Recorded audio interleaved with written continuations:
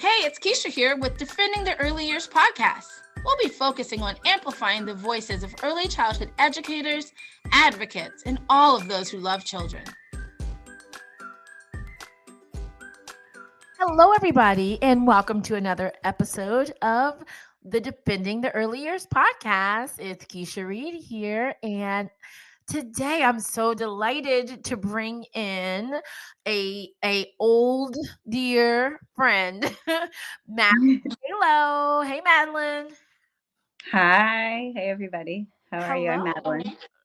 Hello. So Madeline and I go way back, way back, like back when we were both teaching dance to young children. So we have intertwined with each other through the years, and it's been fascinating to watch Madeline grow and change and develop from a teen to the mom of three and come back and work at Discovery with me, and then where all these amazing places you've been since then. So, Madeline, I want to welcome you here to the Defending the Early Years podcast and really offer you the opportunity to just share this journey with us all.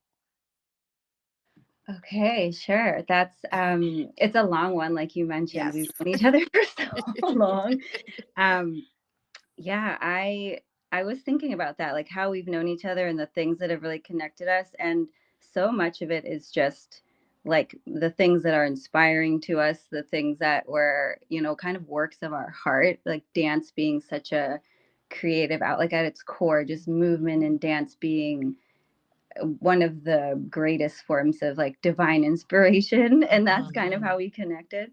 um so yeah, that I moved from dance into like, having children and feeling very rooted in doing things a little differently. I think always the questioning has been really alive in me, like why we do anything. So I decided right away to homeschool. And then when my two youngest, who are now 11 and 8, were just like Theo was a baby, not quite ready for Discovery, but almost there. You had already started Discovery, and everything about it just spoke to kind of just exactly what I wanted to be doing, but also something I felt very alone in. Like there was no blueprint for it, right? Like we know what everyone's doing currently isn't quite working, but and we have these ideas, but we don't have a lot of adults to look to who have gone through that process. So it felt it was just kind of that like divine timing of like, all right, this is exactly where we need to be. And then being in that place with you, it was just, how when something is kind of deeply in you and then it just something sparks and you're like, yes, this is the thing, this is exactly what feels true to me. And being able to witness what happens in Discovery, just with kind of the undisturbed childhood, which I haven't found in many other places. Um, Being able to witness that and have my own children grow through that process, it just developed such, I guess it made me very sure that we were doing it correctly. It kind of gave me that blueprint of like, okay, this is the thing that we need to move towards. And it just developed such deep connection. For my kids and I, like our relationship, their relationship to peers and each other, and just community and the way they move through the world since then has been, I mean, I could point to that as a time in which they just really came into kind of like their own authenticity and just sense of power.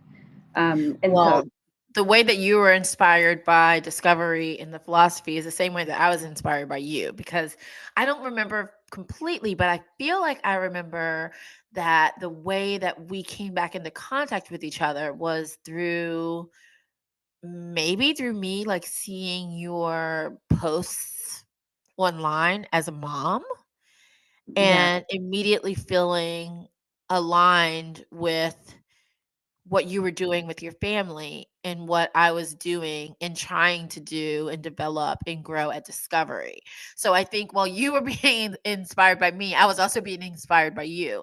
And I feel like if it weren't for that like magic reconnect and that time that you spent together with me at Discovery, like through those years where we were questioning everything. Like, well, Yeah. why is this the traditional method of caring for kids?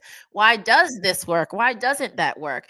And we really took the time to do the self work and like question ourselves and think about our own perceptions and our own Yeah.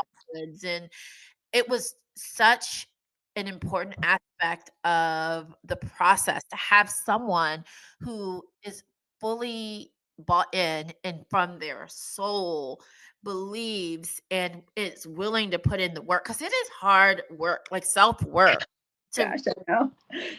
Yes. right. Yes, I think that that's a place that a lot of people are coming to right now, like that whole. So what you were just saying about the self work, it's I think people a lot of times would be like, "Oh, it must be nice." Like you mentioned, I was outside a lot. Like that was important. I wanted my kids outside. I wanted them playing. I wanted them experimenting and just not really, preserving their childhood, like the childhood I knew, which was outside in the, by the creek, like as long as possible, and just knowing like that is important, and then like as the years pass, seeing all the reasons why it's so important. Yeah. Yeah. That was very true to me, and I think that, yeah, it's been quite a journey, but that, yeah, people will be like, wow, that must be so nice, like that you get to do this. But it's also like, man, the other side of it, like everything has, the good and the bad, like every Hmm. aspect of life, right? But it just means it's a commitment to self work, to questioning yourself, to being humbled. Like, how many times has a kid just sort of like, blown you away or like pulled the rug out from under your feet by saying Yep. something so profound? And Yeah. you're like, oh, dang, I really have to look at that. Like, that's Hmm. something in me. Where did that come from? And like being open to that process and being able to sit with yourself. And it's not easy work. And it is constantly evolving too, because the kids are constantly evolving. Yes, yes, it's a Process. moving target, which is Hmm. what draws me to it too. I really enjoy that challenge, and that constant growth and deeper understanding and the psychology of it all. I really enjoy that. Yeah. And I just remember one thing about you, as a parent, is that you really, when you say that you wanted to preserve their innocence and you wanted to protect their childhood, you really meant that. Like, I no, but seriously, I one example would be I remember your youngest son, the oldest of the two youngest children that you have. I Yeah. remember, we'll call him R. Is that okay if I call him Yeah. R? That's perfect. Okay. Um I remember the other kids would be talking about like superheroes and like violent movies and just things that young children should not be exposed to. And he was like, "What are y'all talking about?" It was like not in his world. Yeah. And that's not easy to do where, in society today. But I feel like it is important to do. It is important to do what's not easy. Same with like the food that they were exposed to, the lifestyle, the slow life that they were exposed to. It Yeah. Every bit of it was so intentional. But like you said, it's work. It's not easy to do, but I think it's worth it. Like, Yeah. we as a society have so many new sparkly things. Like, we got iPads and, all this easy, quick, fast entertainment and, things to make parenting, which I don't even like that word, but things that make being a parent easier. But to me, it's like, I don't know, like a layaway. Like, all you're Yes. doing is laying it away to deal with later. Cause it's not, those Yes. quick fixes are not fixes. They're not real fixes. So like doing the work of really helping a whole child develop is so beautiful as it unfolds, so organic. At times it's rough and tough and all those, things, but it's what builds this strong, confident, uh, dependent and independent. Like, they don't need to be individuals. They can be individuals in a community. Um, Builds these solid foundations, these solid Yeah. people.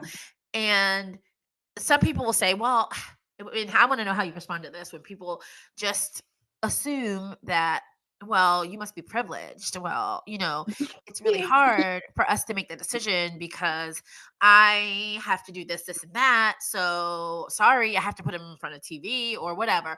And I'm not shaming, but I'm also challenging people to get creative and do Mm-hmm. the hard thing.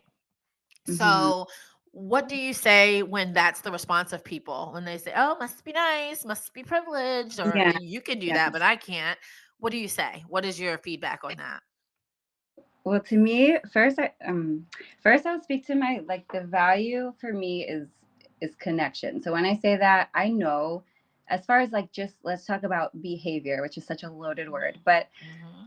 I think when we're not connected to our kids, like when that connection is suffering for whatever reason, maybe it's because of all the extra stuff we've given them, like the access to the screens, right? And like their Mm-hmm. shorter attention spans.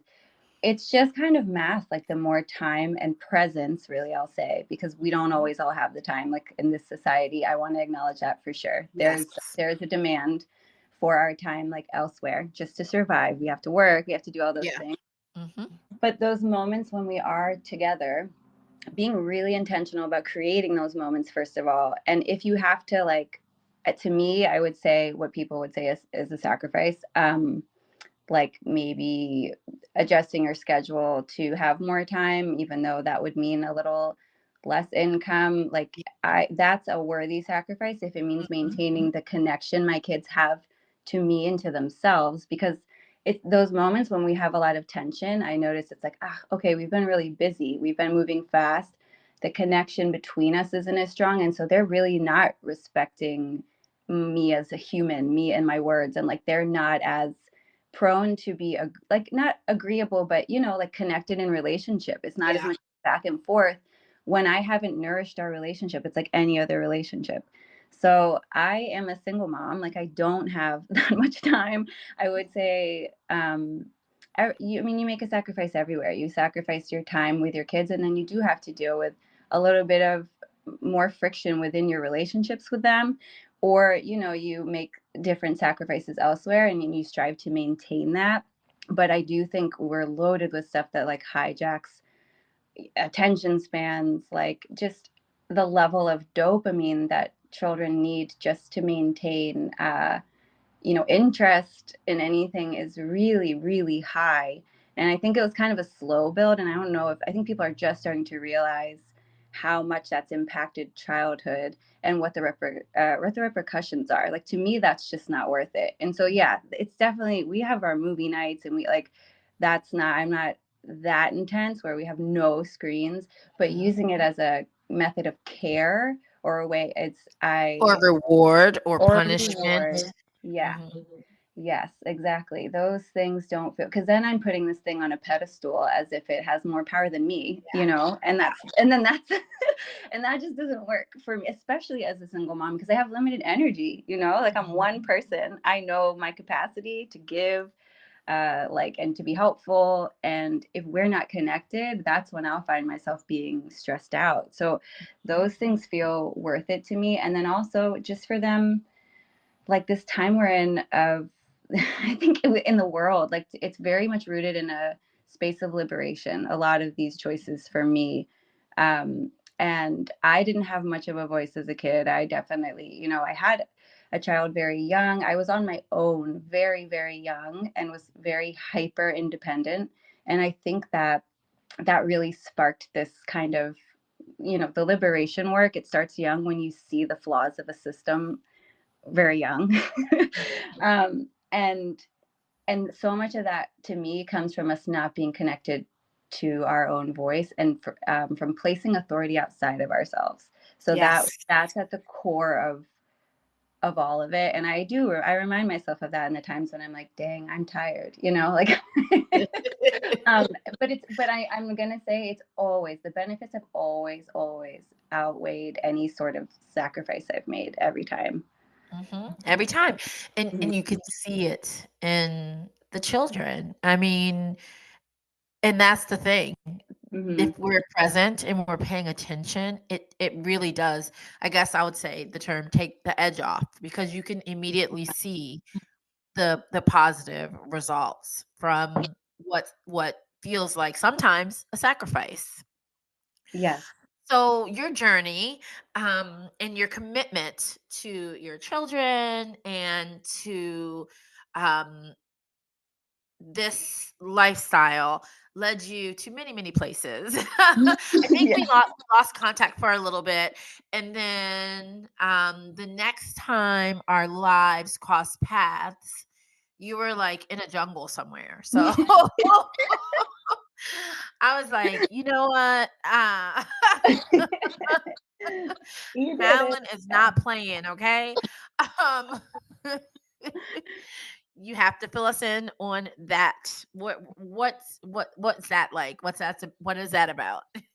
So, all right. Well, that's always been like, those far away dreams we have where it was like, that's like what feels like that's where I want to be. And not from the space of, oh, I just want to be by the beach and do like, but the slow living, like you mentioned before, is so important. And it's also hard. It's kind of a push when you're in communities where it's not valued. And I think my kids are at the right age where they're not so tied to friend groups, like they're not teenagers yet, they're not, that it just felt like the time to move towards that. And then growing my own food, like I've practiced and worked with a lot of herbal medicine, so that's part of it. But really at the core, it's just being aligned with kind of the natural flow of life, being really close to the elements, being able to move slowly, being really present with our daily tasks, like, like we hand wash some clothes in the morning and put them out to dry, but then we get to go swim in the river. Like that to me feels the most accessible in a place where slowness is already valued. And that tends to be, well, one in like a smaller town, but also just kind of outside of the Western world. So we Mhm. spent we and so my family also on my dad's side, they're Peruvian. So we had this trip planned to go, and we kind of accidentally ended up in Colombia, because there was some political disrupt, and we really in Peru at the time, and we really fell in love with Colombia. And we did travel a bit and kind of feel out where we'd like to be, but on this journey of unschooling, which was our practice, or I guess some people would call it world schooling if you're traveling. Um, my kids really chose what called to them, and a lot of it was music. And so we had a lot of learning the music and the culture of a place, and learning and being with just the people, and like learning their ways of life, and learning like what is community in different places, what does it look like, and just watching how my kids would attune, and the way they would grow. Like you were saying, like there's this proof of like, Yeah. this is it. Like this is, I don't necessarily need to just trust. I see it in front of me that this is benefiting them.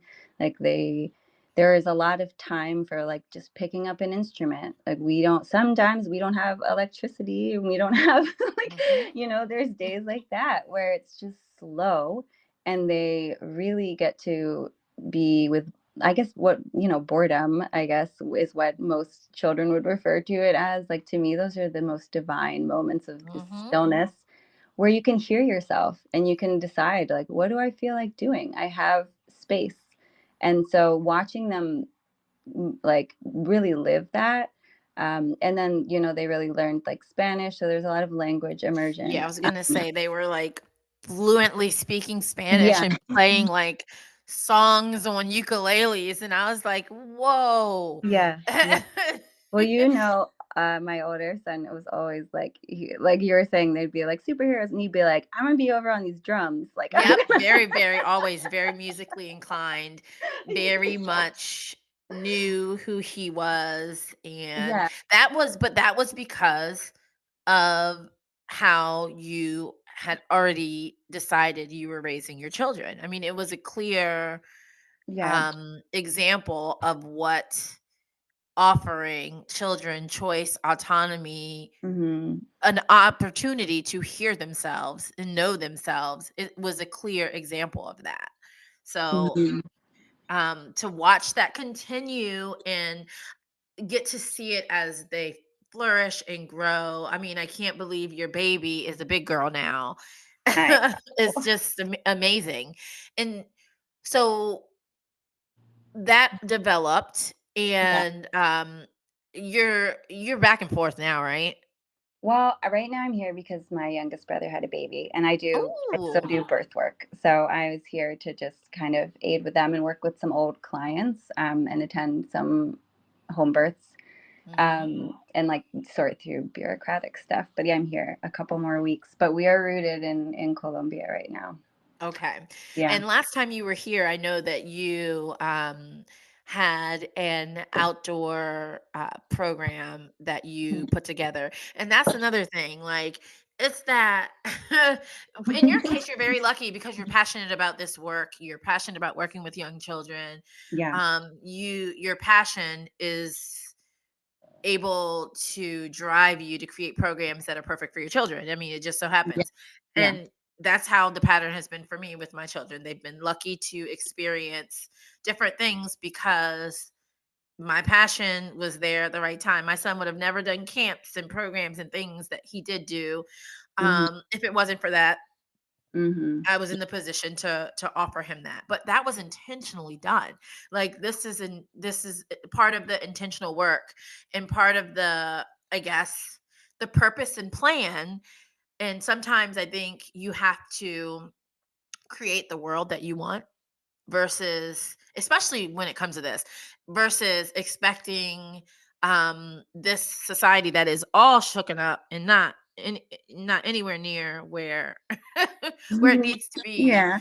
to find that spot. There are people, there are places, there are, like your program, Hmm. like Discovery. There are other places like that that families can find and seek and make that community. And I'm hoping that it continues to grow, and people continue to see children who see themselves, and become inspired by that. So the when you were there in the jungle, Yeah. um, and the pictures that I saw, I noticed not just your children but other children. Are they children of the community, or can you tell me about um how you create a community there? Yeah. It's what's the most basic thing. Like, I don't even want to say I created it. I just like, I feel like the best way to describe this work, and you probably understand it too, it's just holding the space. Like, sometimes you just need an adult who's not going to mess it up. Hmm. Hmm. And when I say that with like, I know what it feels like to want to jump in and like Yep. create some fun thing or to place a rule or whatever.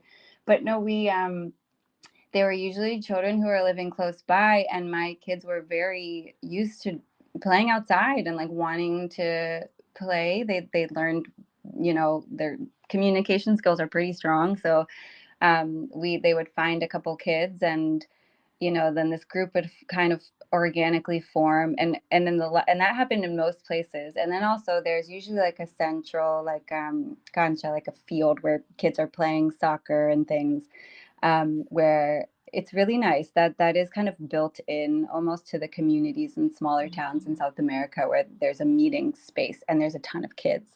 But as Mhm. far as like who we'd go on adventures with and where that my kids would make friends, and they'd be practicing their Spanish, and they have that desire to really connect. So I didn't place them in any programs or any schooling there, which there are great opportunities to do that. But I really like in the small town we're in now. But they'd find like their best little buddies, and they were able to, they come up and they'd be like, I have plans tomorrow at 3. I'm meeting this kid at the river. And I'd be like, wait, what? Like, and so, but I would be, because I had the time and I had set the intention to be like, this is what I'm doing with my kids. I'm already Mhm. creating this for them. This is the way I want to school them. Of course, I want to welcome others into that and have community for them. And so I'd end up with a group of like 8 kids going to the river, or, we'd be on a friend's farm. And that was available because the kids just move slower. And even the ones in school, their day's done by like lunch. So they come home Mhm. for lunch with their families, and they have ample time to explore. And to be, and in a lot of those places, like some of kids do have phones, but many of them still don't. Many of them don't have, they come from a large household where the parents are still saying like, go out and play.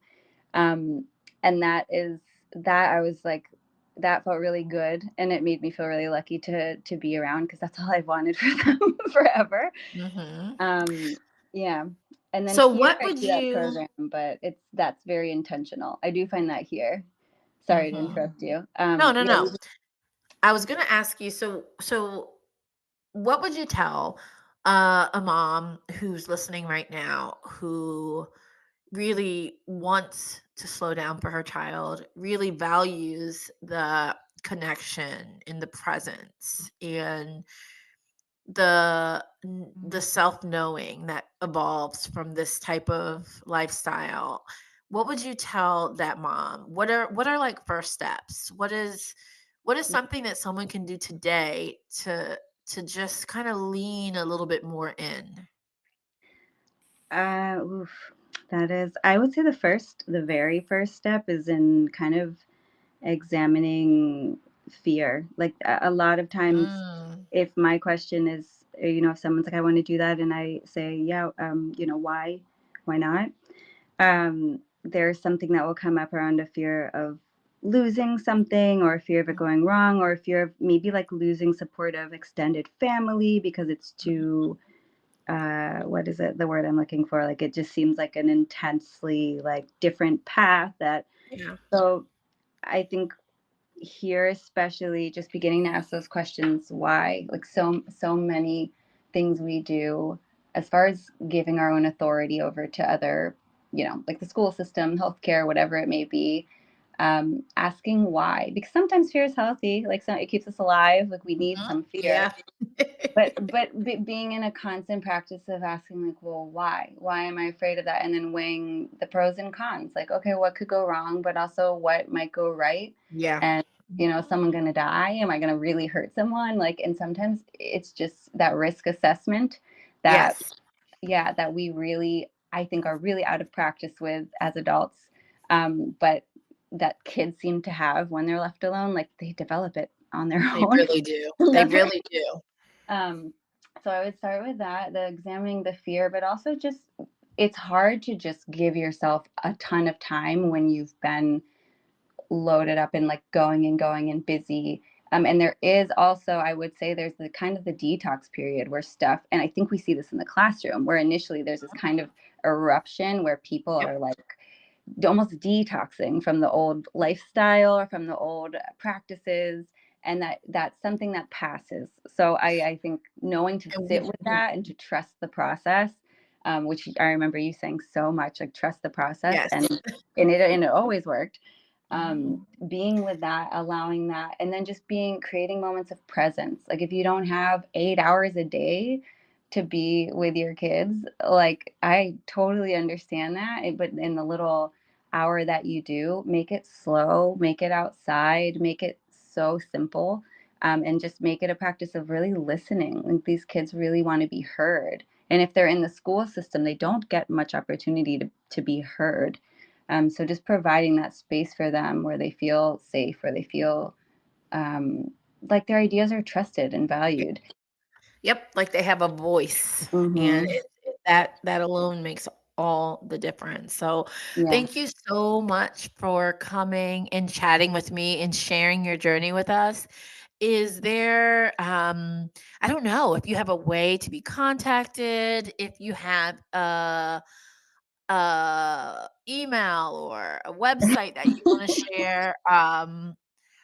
Otherwise, I can I'm get in I'm contact with you just on if I need Instagram to. again, but that's a constant. I'm in an interesting relationship with Instagram where like I'm Mhm. on it here for this outdoor program I run once a week, and then I'm off again if I'm not. But I can share. I don't even know it. You'll have to like write it in the.